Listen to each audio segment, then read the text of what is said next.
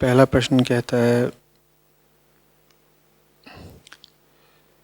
कि मेरे व्यक्तित्व के दो भाग हैं और मैं उन दोनों के बीच में ही डोलती रहती हूँ। पहला भाग मुझे जीवन के प्रति उत्सुक रखता है और दूसरा भाग मुझे आलसी बनाता है। पहला भाग योजनाएं बनाता है आगे की, और दूसरा वाला आगे की सोचता ही नहीं। आचार्य जी, मेरे इन दो हिस्सों के बीच बहुत संघर्ष है और उस संघर्ष से, द्वंद्व से मुझे तनाव होता है। क्या करूं?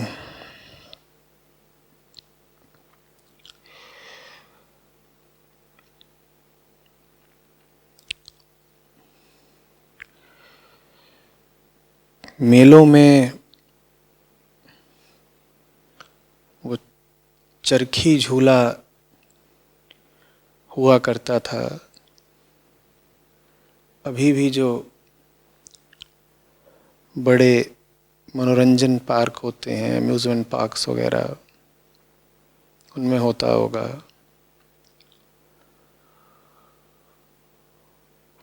उस झूले में एक बड़ा चक्का होता है,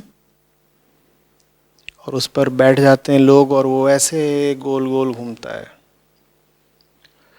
देखा ही होगा। नीचे से ऊपर ले जाता है, ऊपर से नीचे ले जाता है और बड़ी गति से करता है।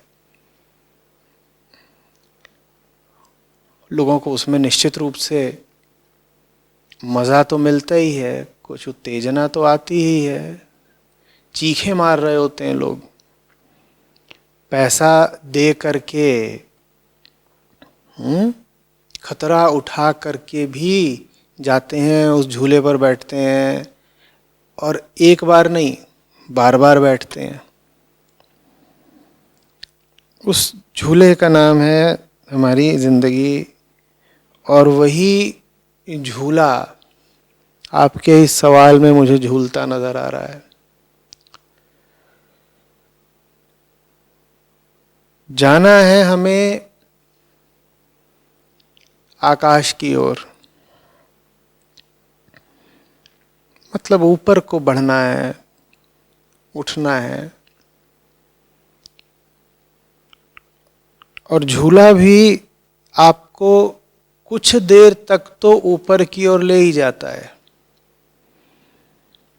और जब तक झूला आपको ऊपर की ओर ले जा रहा है, आपका एक पक्ष, आपका एक हिस्सा बड़ा संतोष मानेगा। वो कहेगा, देखो जीवन में तरक्की हो रही है, ऊपर उठ रहे हैं, ऊर्ध्वगमन हो रहा है, यही तो चाहिए था। संसारियों ने भी और आध्यात्मिकों ने भी जो बात कही है कि उठो, बढ़ो, वही बात हमारे साथ हो रही है। हम कितने खुश नसीब हैं। क्या हो रहा है अभी आपके साथ? आप झूले पर बैठे हो और झूला आपको नीचे से ऊपर की ओर ले जा रहा है। चक्का विशाल है। जो चक्का, जो पहिया आप बच्चों के खेल में और मेलों में, पार्कों में देखते हैं, उसमें नीचे से ऊपर पहुंचने में कुछ सेकंड का वक्त लगता है।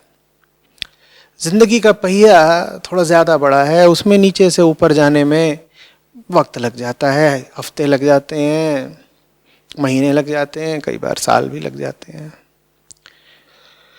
और इस दरमियान हम इसी खुशफहमी में रहते हैं कि देखो हमारे साथ कितना अच्छा हो रहा है, हम ऊपर उठ रहे हैं, हम ऊपर उठ रहे हैं।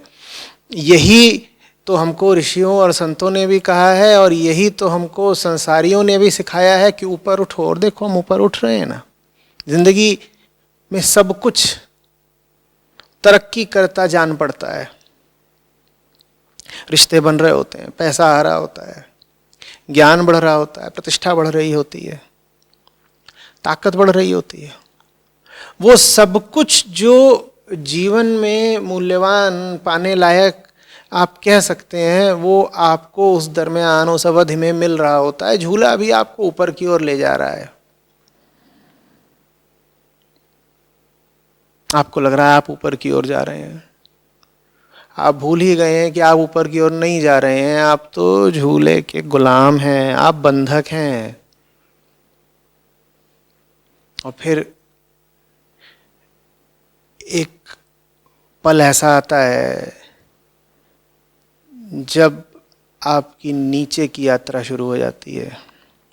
ये आपके व्यक्तित्व का वो दूसरा पक्ष आ गया जिसकी आपने अपने सवाल में चर्चा करी है। अब आप नीचे को आने लग गए। ये क्या हो गया? आप कहते हैं अरे बुरे दिन आ गए, बुरा वक्त आ गया। नहीं, बुरा वक्त नहीं आ गया, वो वही वक्त है जो आपका अभी तक चल रहा था। आप जिस झूले के भरोसे हो, सहारे हो, जिस झूले के बंधक और गुलाम हो, आप वही अभी तक आपको ऊपर ले गया था, वही अब आपको नीचे लेकर के आ रहा है। ये जिंदगी का झूला है, ये द्वैत का झूला है, ये द्वंद्व का झूला है।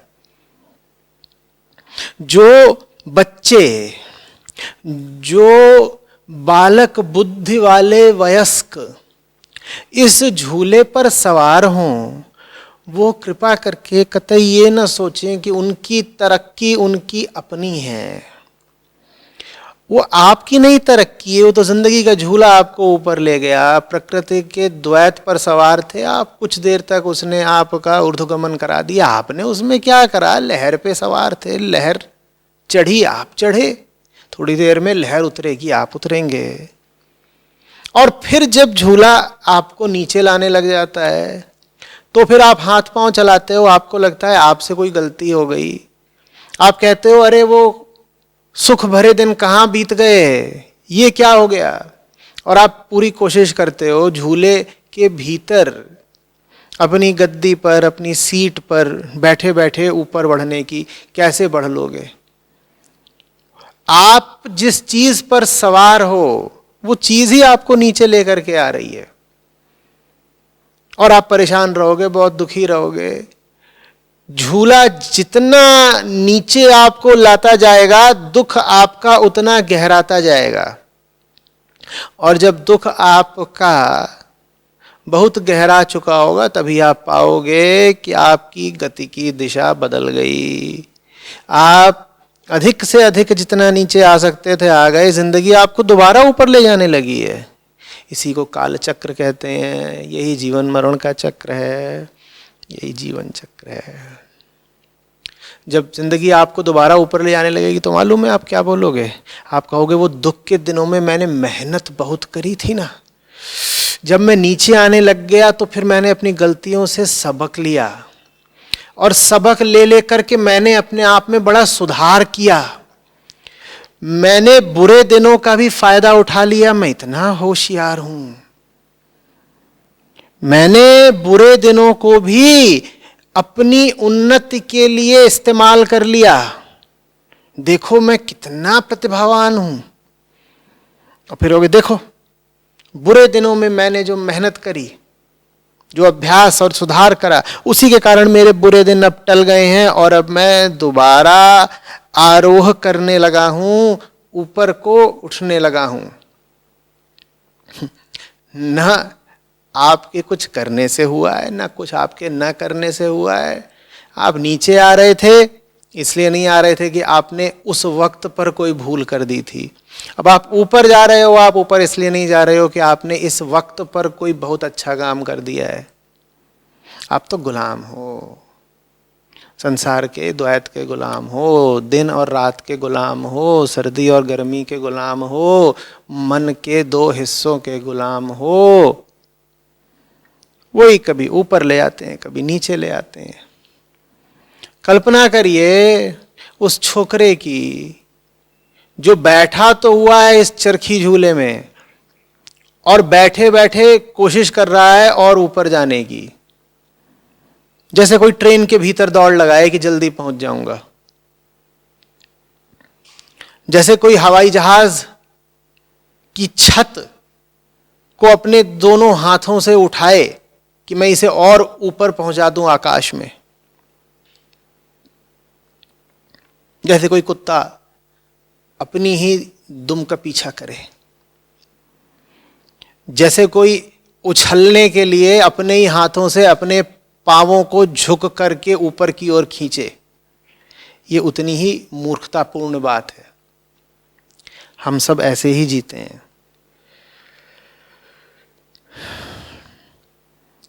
समझ ही गए होंगे आप कि ये जो दो फाड़ हैं जीवन के और मन के, इनमें से हमारे लिए ज़्यादा घातक कौन सा है? इनमें से हमारे लिए ज़्यादा घातक है वो हिस्सा जो आरोह करता है, वो फाड़, वो पक्ष जिसमें हमें ये अनुमान हो जाता है, ये भ्रम या गलतफहमी हो जाती है कि हम तो ऊपर की ओर जा रहे हैं। जीवन में जब आपको लगता है कि आपके साथ सब अच्छा है, आप ऊपर की ओर ही जा रहे हैं, तो पहली चीज ये होती है कि आप अंतर्दृष्टि का त्याग कर देते हैं। आप अपनी ओर देखना छोड़ देते हैं। आप कहते हैं अपनी ओर देखने की जरूरत क्या है, देखो मैं ऊपर को जा तो रहा हूं। अपनी ओर देखने की आवश्यकता क्या है, मेरे साथ सब अच्छा हो तो रहा है। जब आप अपनी ओर नहीं देखते तो फिर आप ये भी नहीं देखते कि आपका आधार क्या है। आप भूल ही जाते हैं कि आपका आधार सच्चा नहीं है, आपका आधार तो झूले की सीट है, आप उस पर बैठे हुए हो। जो अपनी ओर देखता उसे दिख भी जाता अपना आधार। जो अपनी ओर अब देख ही नहीं रहा क्योंकि वो प्रसन्न है कि जिंदगी अच्छी तो चल रही है, उसे क्या दिखाई देगा अपने बारे में? कुछ भी। बात समझ में आ रही है? मुक्ति का अर्थ ये नहीं है कि आप और बड़े झूले पर बैठ जाएं, क्योंकि जितने बड़े झूले पर बैठोगे उतना ही ज्यादा नीचे भी आओगे भाई। ऊपर उठने का एक तरीका यह भी तो हुआ ना कि पहले मैं छोटे चक्के पर बैठा था, पहले मैं छोटे पहिए पर बैठा था, तो वो मुझे अधिक से अधिक ले आता था 40 फीट की ऊंचाई तक। उसका व्यास ही इतना था, कुल 40 फीट की ऊंचाई तक वो मुझे ले जा पाता था। और मुझे पसंद नहीं आ रहा कि मैं 40 फीट पर जाकर अटक क्यों जाता हूं। मेरी महत्वाकांक्षा मुझसे कहती है कि आपको और ऊपर उठना चाहिए। यहां तक कि संतजन ऋषि मुनि भी यही कहते हैं कि जीवन में तो ऊर्ध्वगमन होना ही चाहिए, सब कहते हैं, और 40 फीट पे आके रुक जाता हूं। तो फिर हम तरीका ये निकालते हैं कि उसी मेले में या उसी पार्क में हमें एक और बड़ा झूला दिख रहा हो तो हम जाके उस पर बैठ जाते हैं। उसका पहिया हमको ले जाता है 80 फीट ऊपर, हम बड़े प्रसन्न हैं, हम कहते हैं तरक्की कर ली, तरक्की कर ली। अरे तरक्की नहीं कर ली। मुक्ति का मतलब है सबसे पहले तो इस झूले से मुक्ति पाओ। आपने जिन दो पक्षों के बीच में द्वंद्व की बात करी है अपने प्रश्न में, वो दो पक्ष अलग अलग हैं कहाँ? पहिया ऊपर जाता है, पहिया नीचे आता है। आप कह रही हैं कभी कभी आप भविष्य की ओर देखती हैं और बहुत प्रेरित हो जाती हैं, भीतर बड़ी ऊर्जा, बड़ा काम उठता है, कुछ कर लें, कुछ पा लें। और फिर कभी कह रही हैं कि बिल्कुल योजनाहीन हो जाती हैं, निढाल उदास हो जाती हैं, तब कुछ करने को नहीं रहता, आलसी सा लगता है। ये दोनों एक ही तो बात है, अलग अलग कहाँ है? और ये दोनों टिके इसलिए हुए हैं क्योंकि ऊपर जाना अच्छा लगता है। मैंने हमेशा कहा है कि मुक्ति के रास्ते में बाधा सुख नहीं है, दुख है तो सुख दुख तात्विक दृष्टि से दोनों ही मिथ्या। लेकिन सुख दुख के द्वैत में भी, उस द्वैत के इन दो सिरों में भी अगर कोई ज्यादा घातक है तो वो दुख नहीं, सुख है।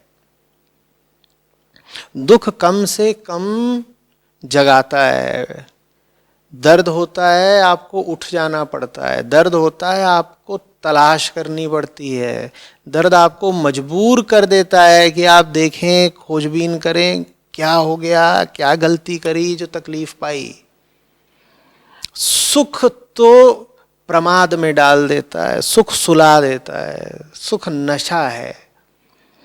सुख में ऐसा लगता है जैसे हम बिल्कुल सही हैं, जैसे हम बस पहुंच ही गए हैं मंजिल पर। हम भूल ही जाते हैं कि यही झूला जो ऊपर ले आ रहा है यही नीचे लाएगा। ऊपर जाने में ही नीचे आने की शुरुआत हो चुकी है। ये कैसा ऊर्ध्वगमन है जिसमें पतन छुपा हुआ है। ऊर्ध्व गति में अगर अधोगति भी छुपी हुई हो तो उसको ले करके प्रसन्न या संतुष्ट होना होगा क्या? कहो। पर सुख बड़े भ्रम में डाल देता है। इतना ही नहीं, एक बात और बताता हूं। एक हो सकता है कोई सीधा सरल सादा सच्चा साधक, वो खड़ा है झूले के ही बगल में और वो कह रहा है देखो ऊपर तो जाना है, आसमानों में घर है मेरा, लेकिन झूले का सहारा लेकर थोड़े ही जाना है, क्योंकि हमें तो यहां जमीन पर खड़े खड़े भी झूले की सीमा यहीं से दिखाई दे रही है। ये सीमित झूला क्या मुझे असीम से मिलवाएगा? तो असीम से अगर मुझे मिलना है तो उसका तरीका ये झूला तो नहीं हो सकता। वो आदमी जरा सीधा है, हमारी तरह सरल असरल चतुर होशियार नहीं है। वो बड़े सरल सवाल पूछता है, वो बड़े सपाट जवाब चाहता है, और वो कामना का मारा हुआ नहीं है। आदमी औरतें सब झूले पर बैठे हैं, चरखी चल रही है, वो उत्तेजना में चीखे मार रहे हैं, हंस रहे हैं, एक दूसरे से लिपट रहे हैं। डर में भी बड़ा रोमांच होता है ना। वो थोड़ा सा दूर खड़ा होकर तमाशा देख रहा है। ये सारा तमाशा उसे बाध्य नहीं कर पा रहा कि वो भी जाए और टिकट खरीदे और झूले पे चढ़ बैठे।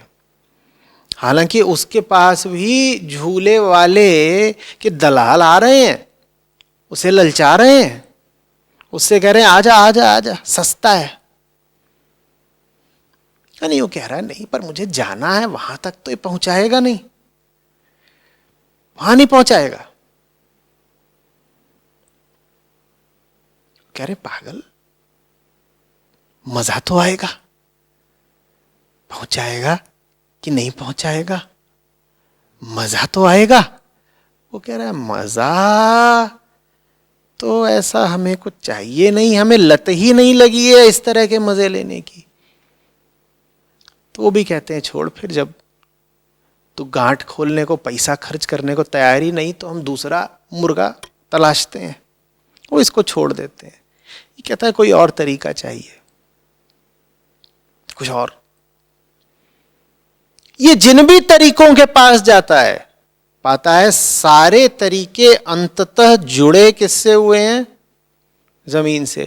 झूला भी बंधा किससे हुआ है? जमीन से। झूला भी गड़ा तो जमीन में हुआ है ना। वो जाता है, वो कोई और तरीका तलाशने, वहां पता चलता है कि वो तरीका भी आधारभूत रूप से जमीन में ही गड़ा हुआ है।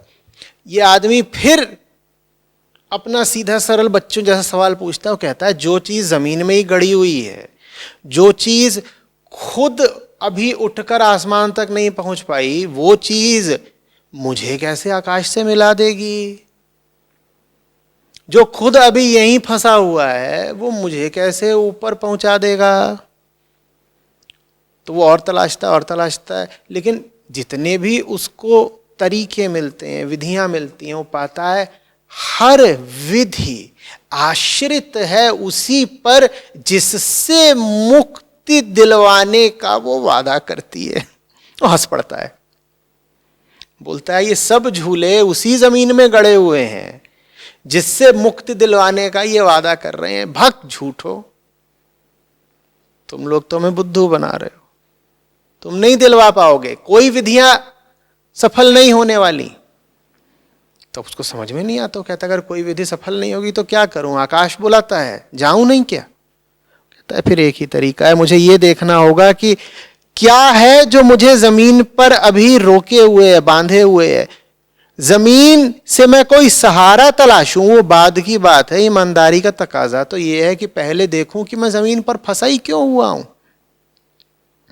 ये हम दूसरे आदमी की बात कर रहे हैं। कहता है मेरे लिए बड़ा सस्ता तरीका होगा कि मैं कहूं कि मुझे लंबी सीढ़ी ला कर दो जो आकाश तक जाती हो, पर वो सीढ़ी भी अपने एक सिरे पर कहां आश्रित है, जमीन पर ही तो आश्रित है। ये सीढ़ी आकाश तक नहीं ले जा पाएगी, कोई झूला कोई चीज नहीं आकाश तक ले जा सकती। क्या करें? तो कहता है फिर किसी और का, किसी बाहरी का सहारा मांगने से बेहतर है कि मैं थोड़ा अंदर देखूं कि मेरी ये हालत हो कैसे गई, मैं सर्वप्रथम फंस कैसे गया। तो वो अपने भीतर देखता, वो कहता है ओ फंस गया हूं मैं, इसमें गलती धरती की नहीं, पृथ्वी की नहीं, गुरुत्वाकर्षण की नहीं है, मेरी देह की है, मेरे वजन की है, इसने बांध रखा है। किसी और ने मुझे थोड़ी ही जमीन से बांध रखा है, मेरे ही वजन ने मुझे जमीन से बांध रखा है, मेरे ही वजन ने मुझे जमीन से बांध रखा है। पृथ्वी की साजिश नहीं है कि मैं पृथ्वी पर फंसा रहूं और बंधा रहूं। पृथ्वी का मतलब समझ रहे हैं ना आप? वो सब कुछ जो पार्थिव है, वो सब कुछ जो प्राकृतिक है, वो सब कुछ जो भौतिक है, वो सब कुछ जो दैहिक है, उसके प्रतीक के रूप में मैं पृथ्वी शब्द का प्रयोग कर रहा हूं। वो कहता है पृथ्वी से बंधा हुआ हूं अपने ही वजन के कारण, बड़ा वजन इकट्ठा कर लिया मैंने। और जब मैं वजन की बात कर रहा हूं तो यहां भी आप समझ रहे होंगे संकेत किधर को है।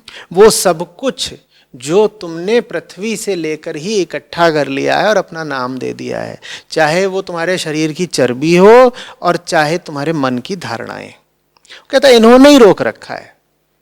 मुझे झूला पाना नहीं है, मुझे अपना मोटापा त्यागना है। ये जितना वजन है मेरा यही रोकता है। तो कहता है क्या करें, किससे पूछें, किसका सहारा लें? उसे फिर समझ में आता है, कहता है पूछूंगा तो उसी से तो पूछूंगा जो सामने पड़ेगा, और जो मेरे सामने पड़ रहा है जमीन का ही होगा कि पूछने में भी कुछ बात बनने नहीं वाली। तो वो अपने ही दम पर उड़ने की कोशिश शुरू कर देता है। वो जान लगाता है ऊपर को जाने की, ऊपर को जाने की। वो देखता है कि वो जितना उछल रहा है अपने ही दम पर, उतना ही उसका वजन कम होता जा रहा है। जैसे कि आकाश की ओर उछलना वजन के विरुद्ध एक विद्रोहात्मक कार्यवाही हो, जैसे कि जो आकाश की ओर हाथ बढ़ा रहा है वो अपने वजन के विरुद्ध विद्रोह कर रहा है। वो शुरू में उछलता है, बेचारा कितना उछलेगा, 1 फीट 2 फीट उछलता है, इससे ज्यादा नहीं। वो उछलता जाता है, उछलता जाता है। वो पाता है कि वो आकाश के प्रति उछल कर, आकाश की ओर जाकर अपने प्रेम की जितनी ज्यादा अभिव्यक्ति कर रहा है, उतना ज्यादा उसका वजन कम होता जा रहा है, उतनी ज्यादा उसकी सामर्थ्य बढ़ती जा रही है और ज्यादा ऊपर जाने की। और ये सब कुछ वो अपने दम पे कर रहा है, किसी झूले पर आश्रित होकर नहीं। बात समझ में आ रही? अब इस आदमी को झूले पर बैठे लोग भी देख रहे हैं, वो जा रहे हैं बड़ी त्वरित गति से ऊपर को। आहा, झूले में लगी है मोटर और झूला बिल्कुल द्रुत गति से घूम रहा है और वो तेजी से ऊपर को उठ रहे हैं। और वहां वो दूर देख रहे हैं कि एक आदमी है जो किसी झूले वूले का सहारा नहीं ले रहा है, वो अपने ही दम पर बस ऊपर उठने की कोशिश कर रहा है बिना किसी सहारे के। उसके पास अगर सहारा है भी तो प्रेम का। उसको अगर किसी चीज से प्रेरणा मिल भी रही है तो उसकी अपनी छटपटाहट से। वो कहता है यहां फंसे नहीं रहना है, ऊपर जाना है जहां प्रेम है। उसके पास कोई विधि नहीं, उसके पास ज्यादा ज्ञान नहीं, उसके पास कोई तयशुदा फॉर्मूला नहीं, उसके पास बस निष्कपट प्यार है। कह रहा चाहिए, वो चाहिए। उसको देख देख के झूले वाले हंसे जा रहे कि देखो पगले को हम इतनी जल्दी ऊपर चढ़ाए और ये अभी उछल ही जा रहा है, और कुल उछलता है 2 फीट, हमको देखो हम 40 फीट ऊपर आ गए। और उनकी बात सही है, वो अपने दम पे कोशिश कर रहा है, जितनी देर में 2 फीट उठता है ये 40 फीट उठ जाते हैं।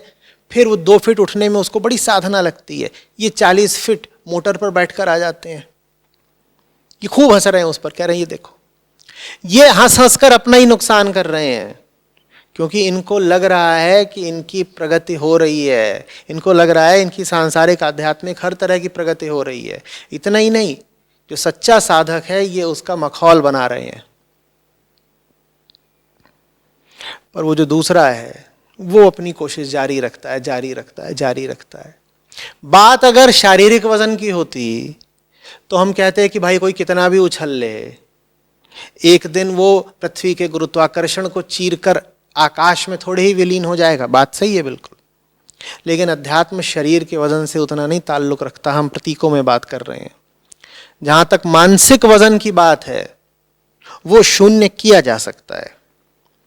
और ये जो व्यक्ति है जो बार बार आकाश की ओर बाहें फैलाता है, जितनी उसमें सामर्थ्य है उससे ज्यादा ही थोड़ा दम लगा करके छलांग मारता है, ये पाता है कि इस प्रेम के इजहार ने ही, अपनी सीमित शक्ति के प्रहार ने ही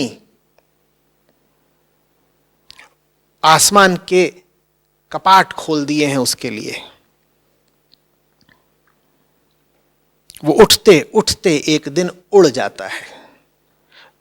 झूले वाले उतनी देर में नीचे आए और आ करके उसी मिट्टी में फना भी हो गए जिस मिट्टी में झूला भी खुद गड़ा हुआ है। ये आदमी उठ जाएगा। शर्त बस यही है, झूठे सहारे मत मांगना।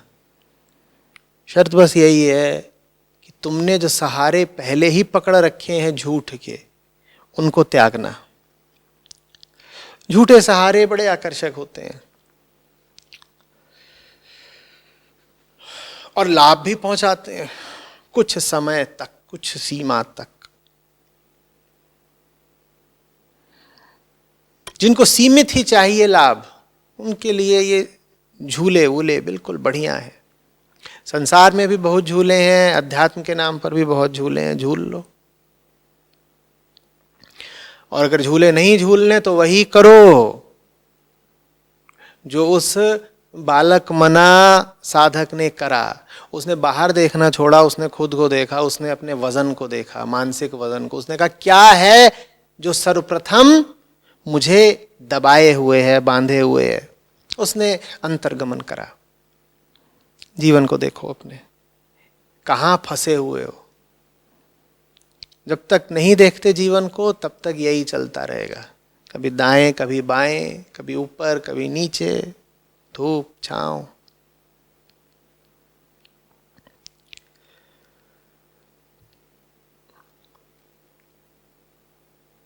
हम पैदा तो होते हैं बंधनों में, लेकिन सौभाग्य हमारा ये है कि हमको ये शक्ति उपलब्ध होती है कि हम उन बंधनों को देख पाएं, पहचान पाएं,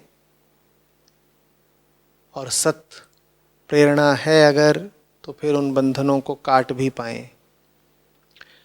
इसके अलावा अध्यात्म का कोई तरीका नहीं है। बाकी सब जो करते हो तुम मनोरंजन है, और आध्यात्मिक मनोरंजन साधारण मनोरंजन से ज़्यादा खतरनाक है, क्योंकि साधारण मनोरंजन में एक ईमानदारी होती है। तुमको पता होता है कि तुम सिर्फ मनोरंजन ही तो कर रहे हो। तुम्हें पता होता है कि एक फिल्म देखने गए हो, सर्कस देखने गए हो, मैच देखने गए हो, मनोरंजन की खातिर। इतनी ईमानदारी है। आध्यात्मिक मनोरंजन में पहली बात तो तुम अपना मनोरंजन कर रहे हो, और दूसरी बात तुम्हें ये गर्व भी बहुत है, अहंकार भी बहुत है कि तुम कोई आध्यात्मिक काम कर रहे हो, जबकि तुम सिर्फ अपना मन बहला रहे हो, तुम मज़े ले रहे हो।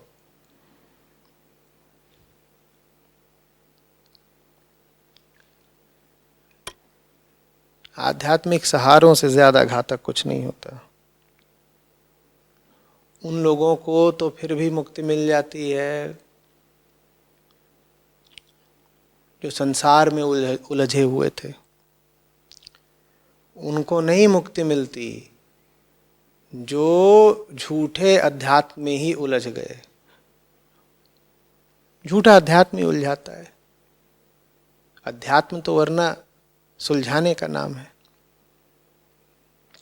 इसी तरीके से उनको तो माफ़ी मिल जाती है जो मनोरंजन के सौदागर होते हैं, साधारण मनोरंजन के, पर उनकी कोई माफ़ी नहीं है जो अध्यात्म के नाम पर मनोरंजन बेचते हैं।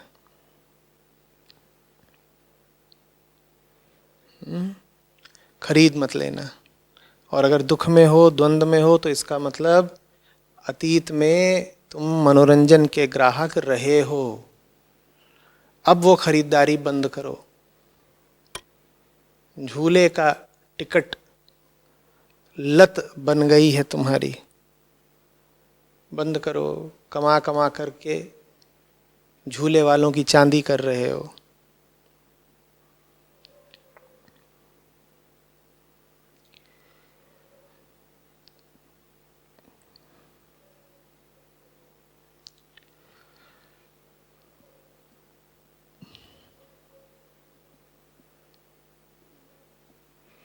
बहुत सारी आध्यात्मिकता तो ऐसी होती है कि जैसे कोई आदमी हो जो मोटी मोटी रस्सियों से जकड़ा हुआ हो,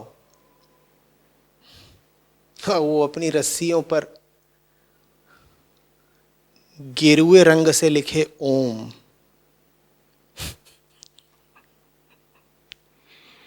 कहे कि देखो यही तो मेरी साधना है। अध्यात्म युद्ध है। अध्यात्म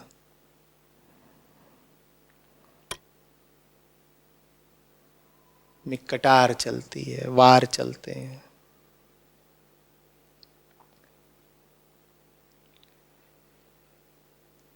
जो अपने प्रति संघर्ष के लिए राजी नहीं है, उसे अपने भीतर संघर्ष झेलना पड़ेगा। देख लो कौन सा संघर्ष चाहिए तुमको। संघर्ष से किसी तरह की रिहाई तो नहीं मिलने की। संघर्षहीन जीवन जैसा कुछ नहीं होता। या तो अपने खिलाफ संघर्ष कर लो, नहीं तो अपने भीतर संघर्ष चलता रहेगा। या तो जीवन के समस्त द्वैतों के खिलाफ संघर्ष कर लो, नहीं तो द्वैत की चक्की में तुम पिसते रहोगे। संघर्ष तो करना ही करना है, पीड़ा तो झेलनी ही झेलनी है। या तो रिहाई की पीड़ा झेल लो, नहीं तो कैद की झेलोगे।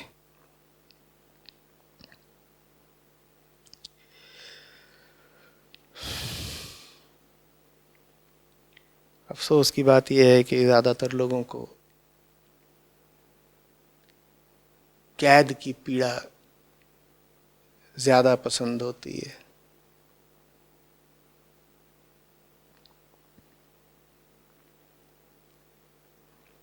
आदत।